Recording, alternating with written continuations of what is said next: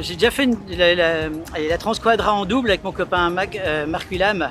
Et puis cette fois-ci j'ai essayé de le faire seul, mais en fait pour être tout à fait honnête, c'est ma première course solo en solitaire. Enfin la première course solitaire. Et donc normalement j'ai prévu de faire une petite course avant pour un peu m'entraîner, mais là je me suis retrouvé directement dans le grand bain.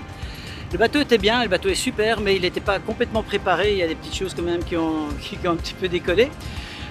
Notamment les mains courantes dans la cabine qui faisaient que je me cassais la gueule régulièrement, donc c'était assez désagréable.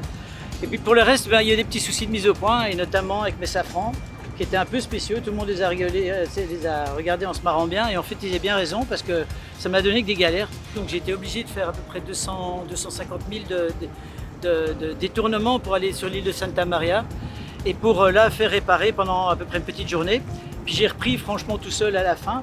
Et là, à peu près au milieu de l'océan, c'est en fait la tête de safran qui s'est arrachée d'un côté, et tout à coup, il y a une partie qui est sortie comme ça du pont. J'ai absolument pas compris ce qui se passait, donc là, pas de problème, je répare. Et puis, quelques heures après, je vais voir de l'autre côté. Ça, c'était une autre partie du safran qui déconnait, qui pétait.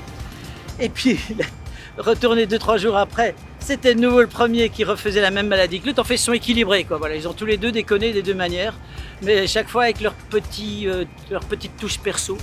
Et donc ça m'a fait quand même une petite traversée, on va dire, stressante. Donc c'est super la Transquadra, il faut une version un peu plus chaude cette fois-ci, la fois prochaine, pardon. Évitez peut-être d'aller dans le Schnorr, hein, on le connaît assez bien. Et puis surtout, voilà, essayez de rester avec des bateaux qui ont quand même un minimum, on va dire, de préparation, parce que c'est pas une plaisanterie quand même, quoi. C'est pas un truc rigolo où on peut se lancer comme ça simplement avec un bateau de série sans avoir fait un minimum de préparation sérieuse. Je suis très content de moi, même si c'est pas quelque chose qu'il faut être, mais bon, je suis très satisfait d'avoir vécu 20 jours en mer, d'avoir vraiment été dans des galères terribles, et surtout de m'être montré que chaque fois qu'il y avait un truc qui arrivait, en 10 minutes, c'était reparti. Il y a une seule fois où j'ai eu un peu plus longtemps à pleurer ma perte, c'est quand j'ai laissé tomber ma foreuse dans l'eau. Et quand j'ai plus de foreuse, là, je me suis dit, là, il y a quelque chose, c'est con, hein, la vie, mais là, il y a quelque chose qui va me manquer, mais gravement, parce que ça, c'est vraiment le truc qu'il faut sur un bateau. Et quand elle est morte, j'ai essayé de la raviver toute une nuit. J'ai travaillé pendant des heures dans le bateau, essayé de tout nettoyer pour essayer de la ramener à la vie, mais ça l'a ressuscité, mais ça n'a pas marché. C'était le seul moment vraiment dur.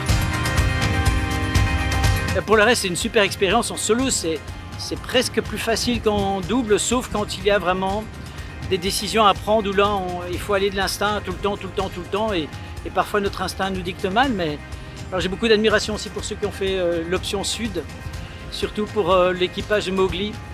Et quand ça allait c'était un peu dur pour moi, je pensais à cet équipage-là, et je les voyais en calminé comme ça dans le sud, avec des milliers de kilomètres encore à faire.